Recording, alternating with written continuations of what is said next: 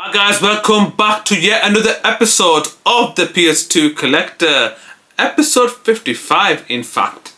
Now guys, on this episode today, I picked up yet another 5 games. And these games, in my opinion, I think are very unique.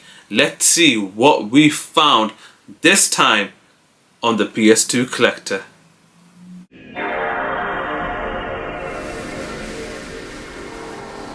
Right guys, so let's start off with the first game of this video, game number 359, and it's a movie-based time game called Arthur and the Invisibles.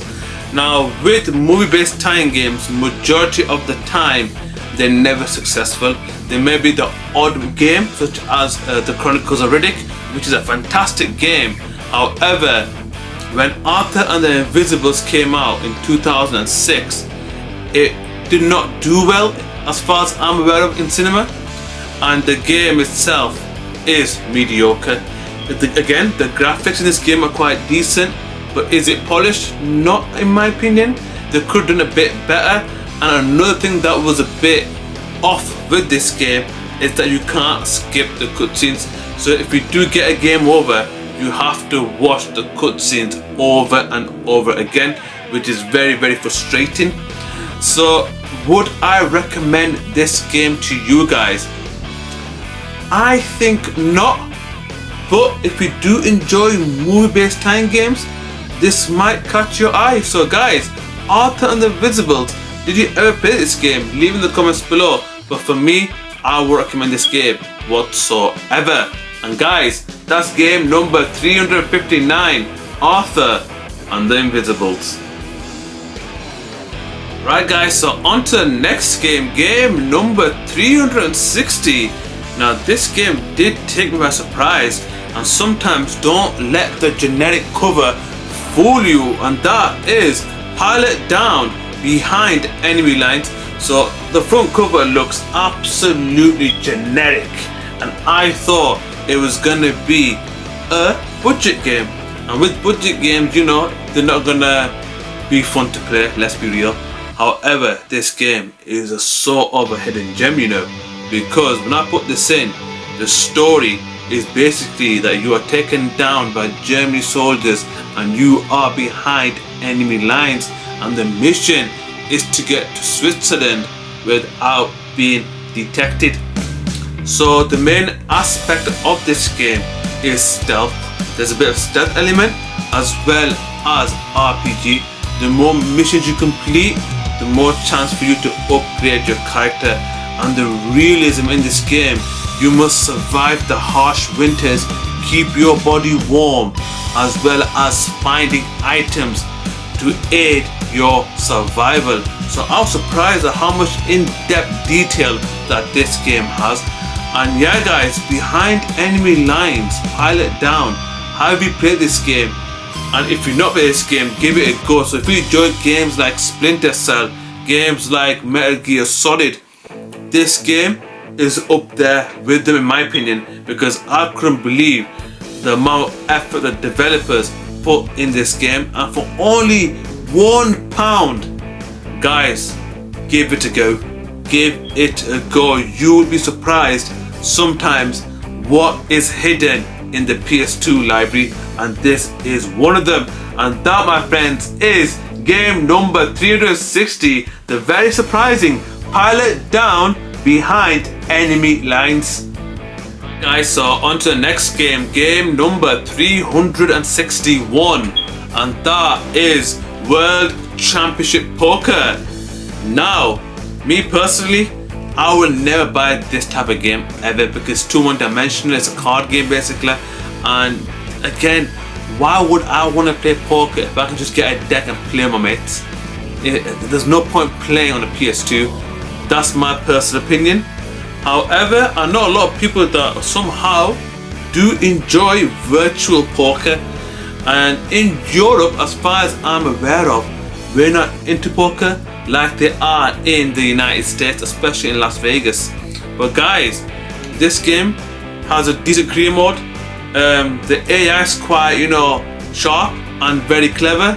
and sometimes are very tough to beat. So they spent a lot of time learning algorithms and certain patterns to make it hard for the player to defeat the AI. So guys, if you're gonna play this game, it is gonna be difficult, especially against the AI in this game, and the career mode is in depth. So yep guys, so if you do enjoy poker, this game is a must buy for you. For £1, you can't go wrong. And that is game number 361, World Championship Puck. Alright guys, so on to the next game, game number 362. And it's a movie-based time game, well, sort of. And that is Top Gun Combat Zones. Now, this game, unfortunately, is a huge disappointment. But this game combines arcade as well as combat simulation, but it does not do it well whatsoever. You keep facing the same repetitive missions, the same repetitive enemies. It's just the same thing over and over again. And if you compare to Ace Combat, and for me personally, I think Ace Combat is a way better game. The story in this game has nothing to do with the movie. They use the Top Gun license to sell the game. And guys, if you have seen Top Gun, especially the 1986 film, which is one of the best films of all time, this game in a way is nowhere near the movie.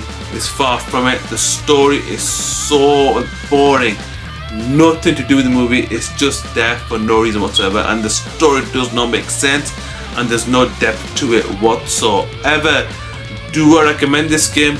Me personally, do not buy this game. If you do want to buy it, buy the GameCube version, because that is a more polished version of the game. But for me, for the PS2, do not buy Top Gun Combat Zones whatsoever. And guys, that's game number 362, Top Gun Combat Zones.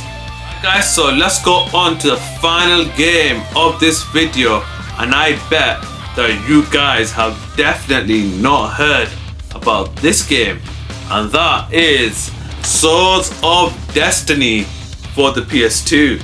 So this game is a 3D action beat 'em up, and in an era, especially around 2005, in my opinion, is one of the greatest years in the history of gaming.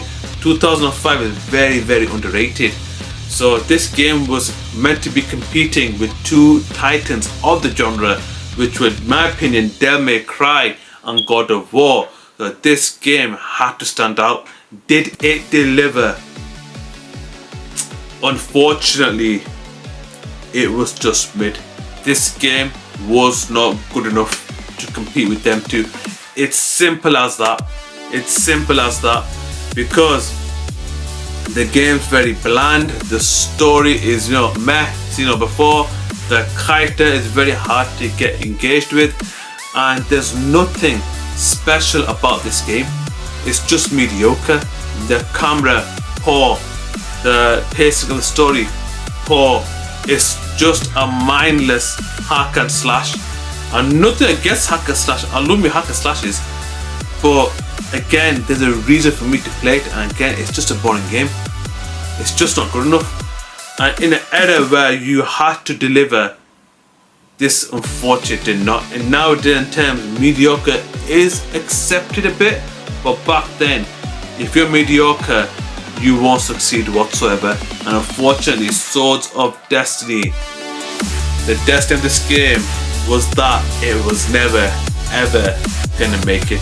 And guys, I can only recommend this game for people who do enjoy beat 'em ups and hack and slash.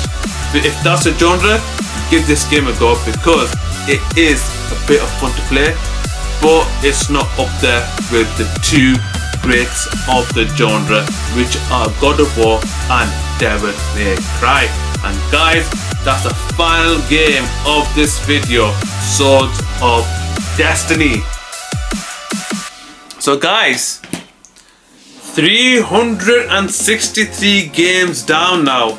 We are fastly approaching 400 games, and trust me guys, I've been having a massive fun collecting these games for my favorite console of all time. And guys, trivia for the day. What are your favorite games? What are your favorite PS2 games of all time? Which games do you recommend me to collect? Leave it in the comments below.